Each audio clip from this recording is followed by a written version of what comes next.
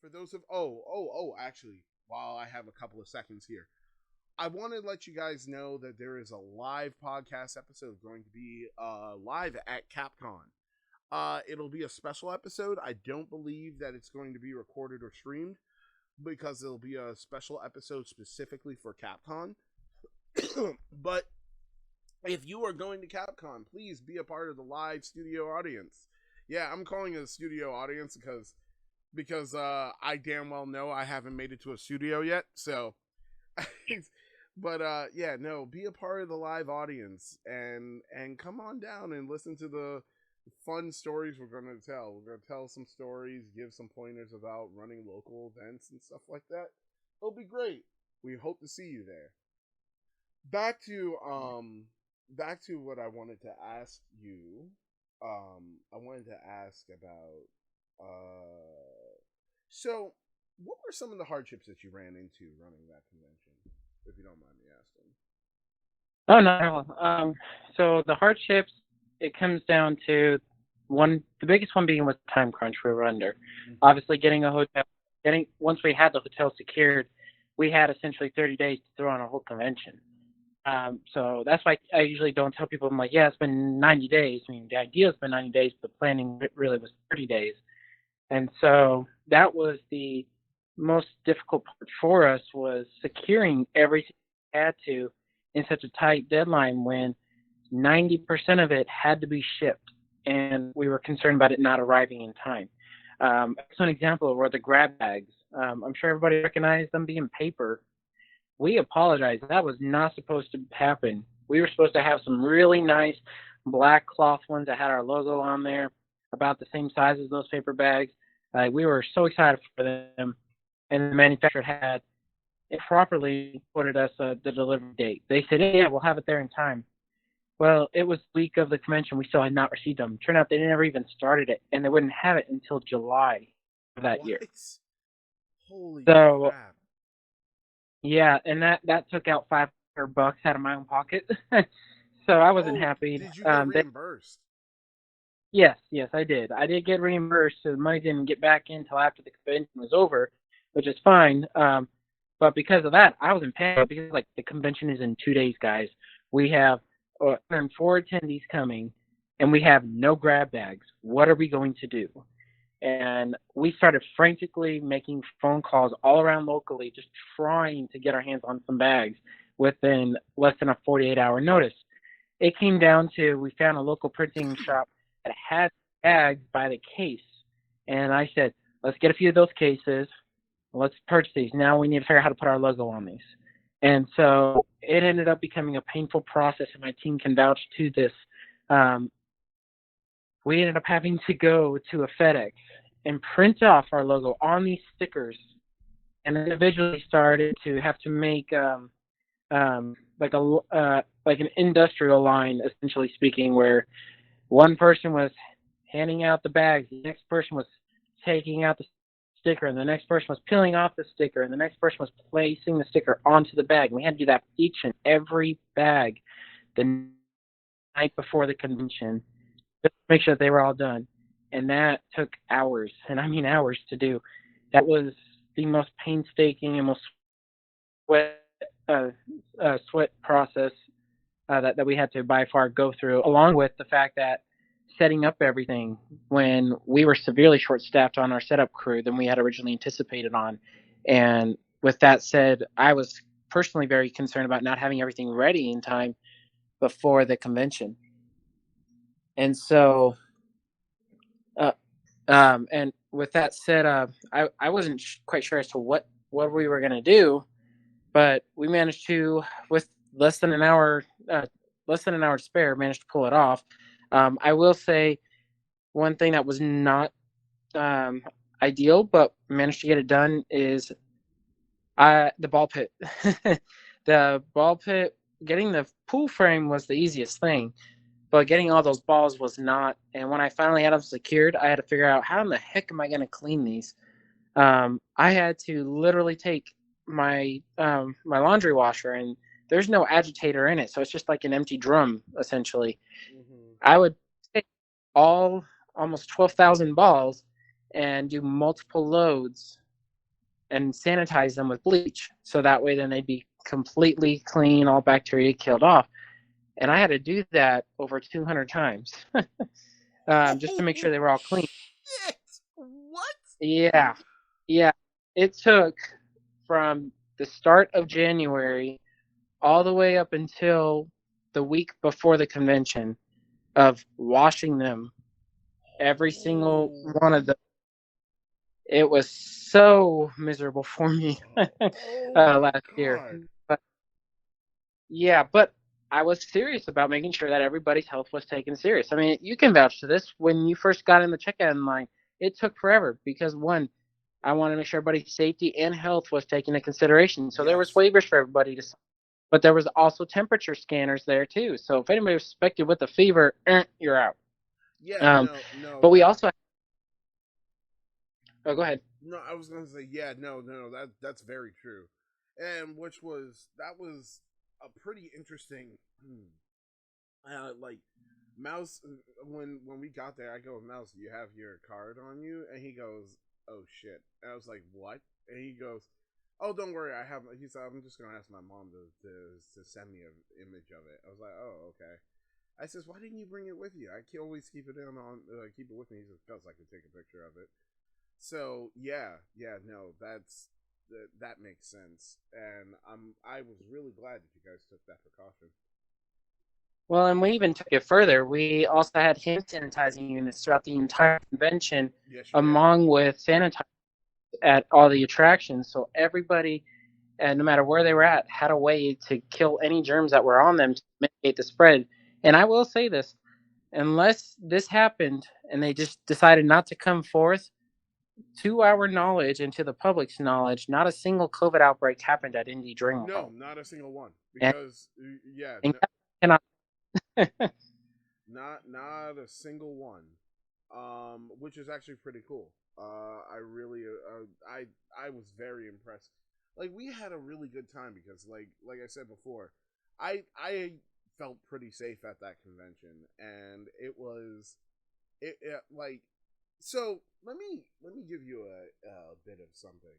You had came up to talk to me at the con, and I would think I was in the nursery, and I had all those freaking Power Rangers, and like your expression when you saw it, you're like, holy crap, like how did you fit that all in that bag? And I was thinking to myself, how did I fit all of this in this bag? But you were like, oh, I don't want to interrupt your little space. Yeah, we'll chat later. And then I was like, wait, what? That caught me off guard, and I'll explain why. Under no circumstances have I ever had someone say that. Like, usually at those events, people don't really care, and they're just like, well, I feel like talking right now. You, on the other hand, when you did that, I was taken aback by that, and I actually was like, wow, no, that's honorable as fuck, and I really appreciate that. That garnered some huge praise from me. Not only that, but there was a situation in my local group where we we uh we had a situation where I was chatting with someone, and then like I realized what I was doing. I was like, oh, I'm sorry. This is go and play. I'll talk to you afterwards. And so they were like, oh no, it's okay. I was like, no, it's important. Go and play, and we'll chat later, because what I'm saying is not important. What is important is that you have a good time. Go. So me and this person talked later on our conversation, but they were like, what made you do that? I says, ironically, someone that I met in Indiana. I was like, yeah. I says, someone did that for me, and I was like very, very impressed by that, and I imitated that, because I was like, no, that is very important. And again, like I said before, no, that was, in my opinion, one of the coolest things ever, and I really, even to this day, still appreciate that. But I, like, Indy took a lot of steps to make things safe for everybody, and that's why I'm confused on the sheer factor of some people being like able to say something negative. I like, from the people that I met, that all the people that I knew over there, they were awesome. including Diaper Jesus. I still remember that guy. That guy was awesome. Oh my goodness, yeah. Everybody there was so cool, and I really appreciate the fact that everyone was so accommodating. By the way, next time throw a Magic tournament in there along with your Pokemon. I know that Quaker and Shinxus were taking care of that, but like, no, no, I want Magic. God damn it, or Yu-Gi-Oh. Actually, no, don't add Yu-Gi-Oh. Yu Yu-Gi-Oh! Yu-Gi-Oh is frustrating. We will have to buy pizza for everybody. I will say for Magic, best way to secure that is find somebody, or if you want to do it yourself, put it in as a class that you want to do. That is how Pokemon got secured. If somebody wanted to do a Pokemon tournament, if somebody puts that application in for the presenters, then it will happen. I'm Simple. I'm gonna put this in here so when I do post this, it's in there for it. Hey Shinxus, hey Quaker, you guys should be doing Pokemon and Magic next year. Hey, I'm tagging you on this because I know that you can hear me, and I plan to cut out this one part so that I know that you can hear me. But you see, yeah, it's like I said, like I said before. No, that was actually really cool. We never had anything like that at Teddy. When they tried to do that at Teddy, no one showed up, and there was only like 3 people that showed up. Actually, I would actually like to say that I want to apply for an event at Indy. I have to talk to my mommy dom to see how she'll feel about doing it because since we're unsure if Mouse is going to be available, uh, she's co-hosted with me before on a live episode, but I don't think that she's co-hosted since. A lot of people are like, "Wait, she was on a live episode?" I'm like, "Yeah, see, this is why people should pay attention to like the live streams. Sometimes we have like special guests that no one knows about." um, yeah, I still think that you guys are definitely a very huge contender out there for like one of the best age play cons out there. And that's not just me talking because I know you. It's because I went to your event blindfolded and, and had a really great time. Like I didn't know that that's what we were there for. And or what I mean is, I knew what we were going for, but I didn't know that the convention was going to be good, bad, or indifferent. And come to find out, it was actually really good. So yeah, that was awesome. Let's see. I really for that because that's what I like to hear. That's the whole point of why I have this nonprofit going for the community and why we do this convention is just to hear success like that. That makes me feel really happy to hear that. So thank you very much for that feedback. Yeah, I really appreciate it. yeah, 100%. Like you guys did an amazing job, and it's something that a lot of conventions should look at. Like as someone who goes to cosplay cons and well, anime cons and comic cons and stuff like that, and I dress up for most of it. This was the first time that I had been to a kink convention and had such an amazing time. Like I have some vanilla friends that I always tell some of my kink adventures to. And we were talking about Indy, and I straight out told them I was like, yeah, I says the story should sound like it shouldn't be a success story, but it absolutely is, and it was wonderful. Like it was really cool. Uh, let's see. Add another question. How do you feel that Indie Dreamworld has made you grow? Like, how do you feel that it is like as a leader, as a person in the community? how has Indy Dreamworld, since throwing that convention last year, how has that made you grow? Like, do you think of things differently now? Like, is there things that you plan to do differently after that first event? Like, what is it that you feel that you've learned and grown from? One of the things that I learned and grow from was seeing everybody's outtake being a different point of view and taking that into consideration for next year's convention. Oh, is this year's convention, I should say? Yeah. um, Also taking into consideration that while given the fact that it was our first one and with us being limited on our resources, which, as you stated, I mean, was still pretty good with it being our first one, I wanted to make sure that we expanded on that and found a way to improve that in a way where it will further the mindset of feeling little in your little space. And what I mean by that is for this year's theme, it's literally 3 times the size, bigger the better. That is the theme. So pretty much take that and apply that to letting your imagination run wild and free. That's how this year's going to be. I'm not at liberation to say, and the reason why I'm going to say that is because this is our surprise attraction. But I will say, as a public announcement, if the community wants to see this awesome attraction actually be pulled off and happen 100% secured, everybody needs to buy their tickets now instead of later. Because if they wait till later, I cannot guarantee the um, the solidity rate of us securing that attraction. And the reason why I'm saying that is we are having to spend about almost $40,000 on this attraction itself. Oh wow. And the reason why is we are working with a company that doesn't normally do this, but we align with their mission statement, and that is why they're doing it with us, because they want to see this happen. They're absolutely amazed by it.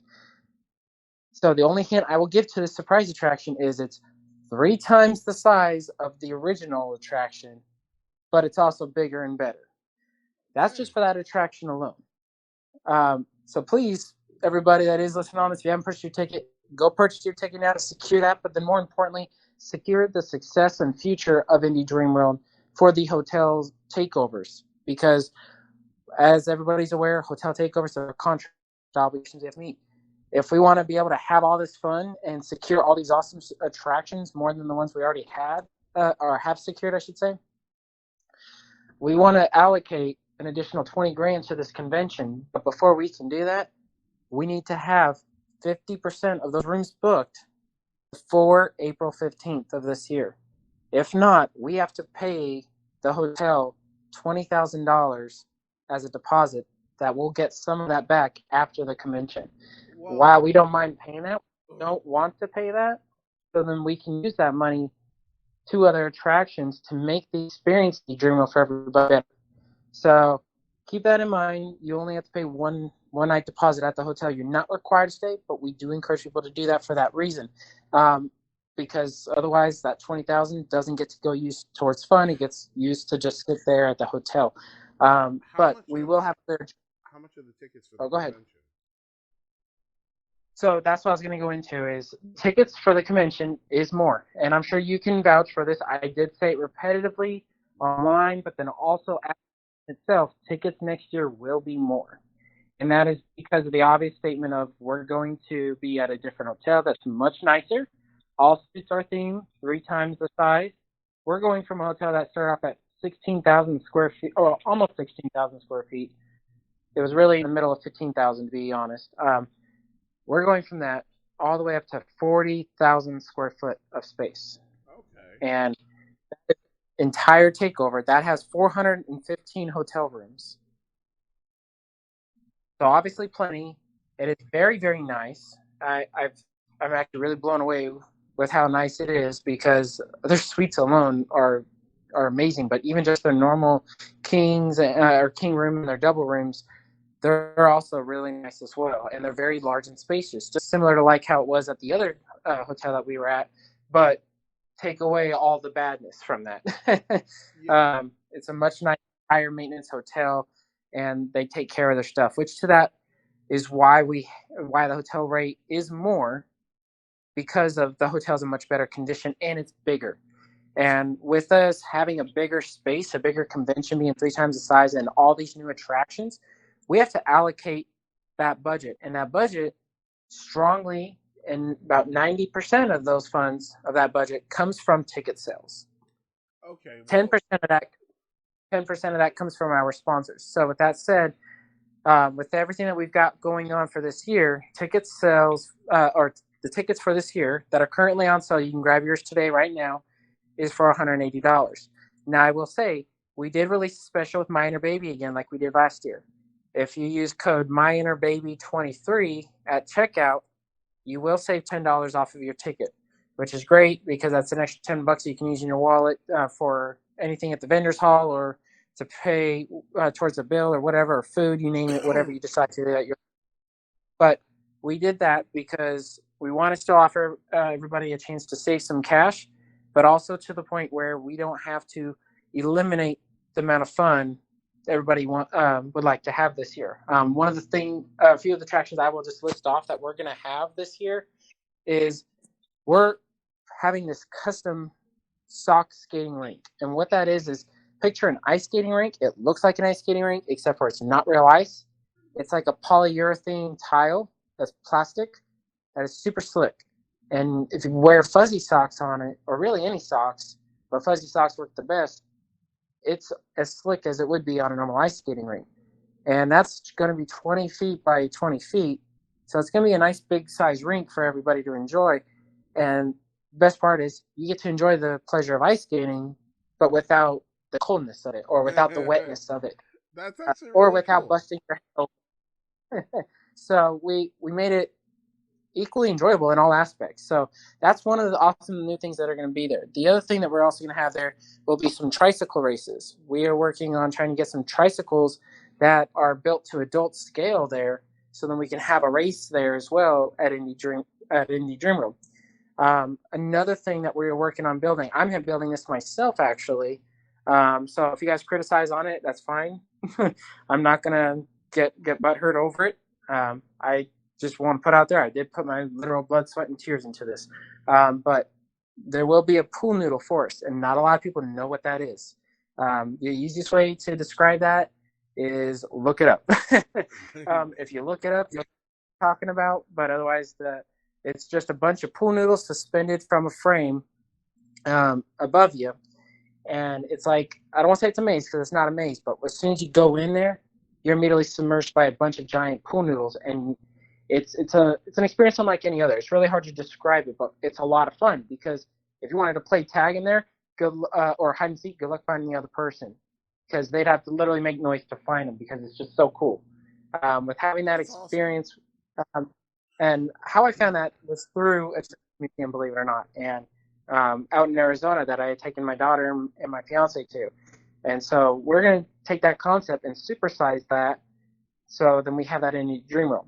We're also going to have that mystery attraction at the playroom, but then we're also going to have the garage sale, which that's not an additional cost. That's just something that we saw Capcom have and was a huge success. We want to bring that into Indy Dreamworld and let everybody have that opportunity there as well. But we are upgrading our game room. We are literally going to have an actual arcade room with your pretty much they're going to be similar to your coin-operated arcade style games that you go see at arcades, except for they're going to be free.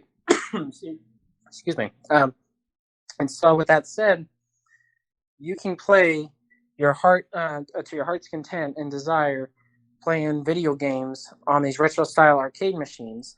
We will have those there. We will have air hockey there. We will even have a pool table there, along with all the same awesome games and video games and activities that you saw from last year's convention.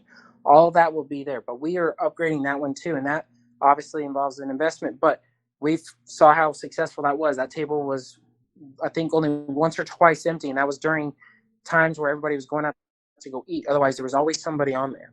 Yeah. So we're having that thing, but we're also going to incorporate a Nerf war as well. So we'll have Nerf war there. We'll have karaoke night there. And we'll also have a slumber party there. So people that are staying at the hotel, if they want to all have a slumber party out in the atrium or wherever it will be. We are still figuring out those details because we're deciding where all the attractions are going to go in which room and etc. We will have a slumber party there for the people who are interested and want to do that, who want to stay all out together outside their rooms. They have that opportunity.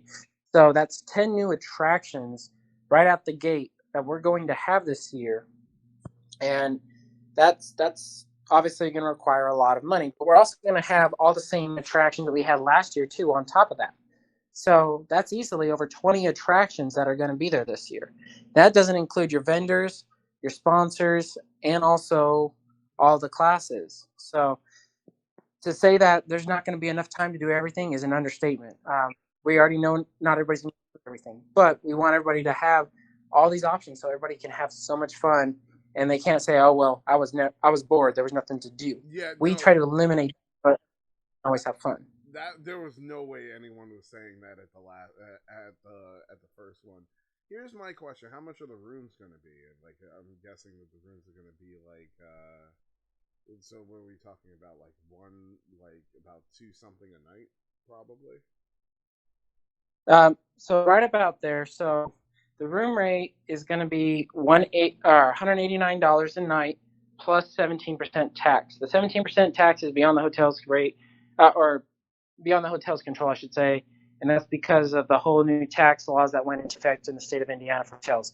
It sucks. It doesn't matter where you land with the 17% tax rate. So with that said, with the tax rate on top of the nightly room rate, it's $221.13 a night. If you stay the entire convention, which if you stay at the hotel, you ideally would, you're looking to be spending about $663.39 for your entire stay. When you book your reservation, you only have to pay the one night reservation up front. So that's only the $221.13 that you would be required to pay up front when you go to book your room. Everything else you don't have to pay until you check out. So keeping that in mind, make sure you buy your tickets, because if you buy your ticket, it does secure your chance at getting a hotel room, because we will release the hotel rooms privately to people who purchase a ticket only first, and then after that certain allotted time where we've given the attendees enough time to have a chance to book the room, any remaining rooms that are available will be released to the public. And when I say the public, I mean on our website, where they can book on there instead of through a private email. So then anybody else who hasn't bought a ticket can then buy a ticket and book their hotel room. We want to provide everybody a fair opportunity for the people who've already purchased their ticket and for the people who continue to purchase their ticket before the hotel room. Hotel bookings are not open right now. Keep that in mind. They will be they will become available here soon. I'm actually working on the final details of that, so then we can get that announcement email sent out. So I will say everybody's got a week's notice before you start seeing something pop up. You might actually see something towards as soon as early next week in regards for the hotels. So keeping that into mind, if you haven't purchased your ticket, try to purchase it as soon as possible using that code MyInnerBaby23 to save $10 at checkout. But that is the reasoning behind why our tickets are more this year, and also why the hotel cost is more this year, is because we are taking everybody's safety and enjoyment and their health seriously, and we're putting everybody in a much better hotel so that the cost is justified, and that cost is as minimal as we could get it. Because originally, we're going to try to charge you guys a lot more. They were wanting to charge the rate without tax at about $200 a night, and I told them, I said, absolutely not, that's crazy, that's ludicrous. And so we went down to the very bare minimum, to where the hotel is not profiting off of this. It's just paying the nightly rate as to what they would have to charge per individual guest. And so that is what everybody would be charged about. We understand not everybody can stay at the hotel. We don't expect everybody. Just keep in mind, if we can't fill in those rooms, that jeopardizes the future of Indy Dreamworld, because any rooms that aren't booked, Ageplay Incorporated has to pay for those rooms. And if we have to pay for those rooms and it puts us in the red, that makes it really hard for us to go and throw another Indy Dreamworld for the next year. Last year, we didn't have to worry about that. We sold out, which is great news and awesome news, given the fact that it isn't even a good hotel. This year, it's a much, much better hotel. It's going to have a full-scale restaurant there. It's also going to have a snack buffet. It's going to have a bar for the people who do want to drink, and it's even going to have a 24-hour snack kiosk there as well. So There's plenty of things to do in regards to eatery-wise. There still will be Grubhub and DoorDash designated areas, so if you want to order your food, you can have it delivered in that spot. That will be as well. But do know that it's not going to be your bare necessity hotel like it was last year. You'll have the option to eat breakfast, lunch, and dinner there. We will be in control of the menus, so we'll do our best to make sure that we have a fair price menu from cheap to not so cheap for both breakfast, lunch, and dinner styles, so then everybody can be aware of what they want to decide to go with based on their budget and their dietary needs. Okay, and now, oh, that's not bad. I was actually going to ask because, do you guys have forms for people to to do like panels and stuff like that? I'm sorry, say it again. You were breaking up. I Oh, apologize. I'm sorry. Well, I was saying, do you guys have forms for people to do panels and stuff like that for the convention? When you say panels, are you talking about in regards to like joining the team? No, I meant do you guys have like a program for like people that are like speaking or stuff like that at the convention? Oh, so you're talking about like people who want to be able to like host a class, or Yeah. are you talking about who?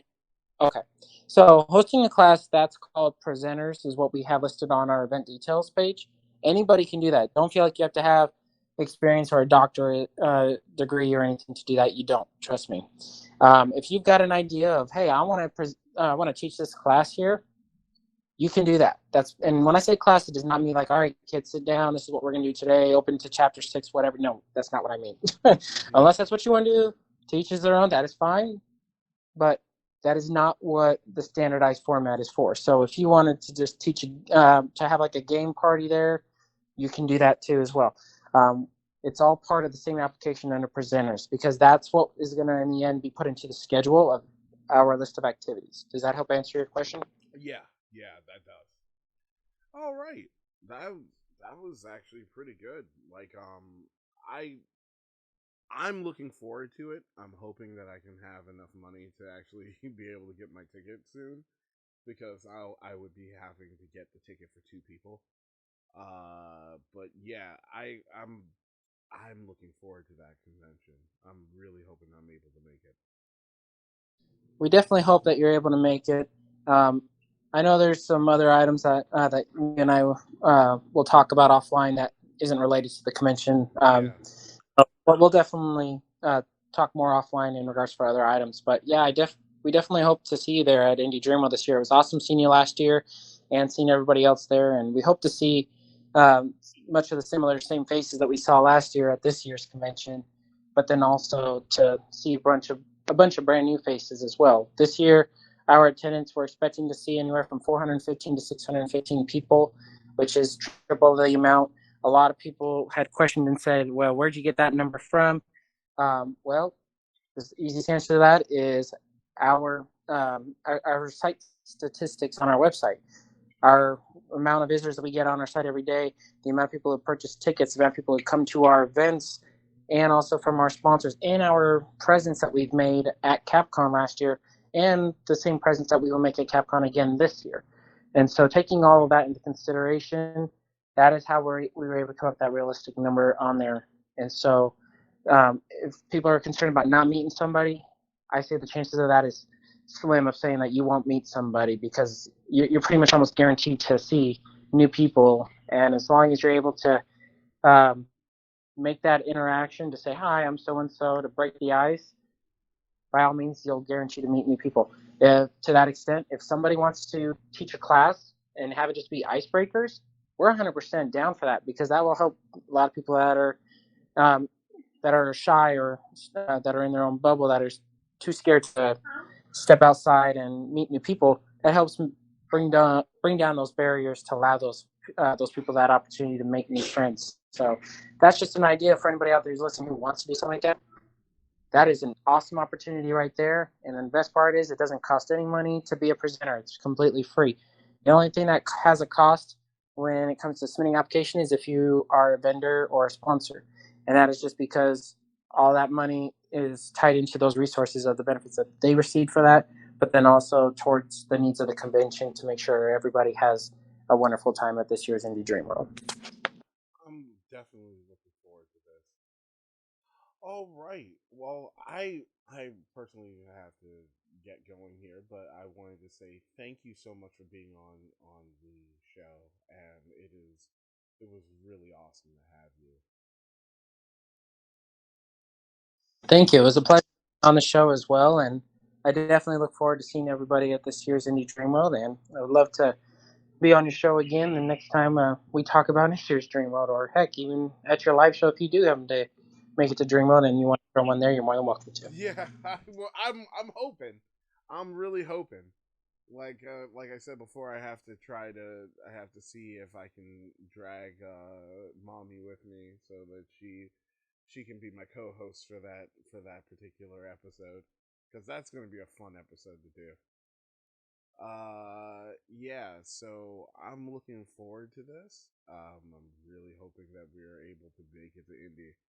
Uh, Also, um, while I'm at it, I want to say to you all, thank you for stopping by and listening. And we have a bunch of new episodes coming out. I was doing editing, like I said earlier. I was doing editing on another episode. That's going to be coming out like after this one.